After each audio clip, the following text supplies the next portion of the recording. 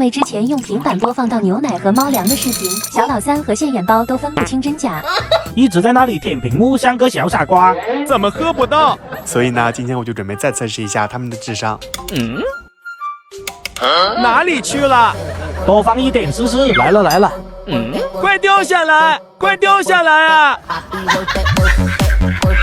现眼包一直舔桌子，旁边的小老三都看不下去了。真笨，我怎么生出了你这么个玩意儿？本来就吃不到猫粮，还要被老母亲打，委屈巴巴的。好了，现眼包，别委屈了。本以为这么简单的测试，小老三肯定可以吃到，结果没想到，他竟然也是一直在舔桌子，根本吃不到。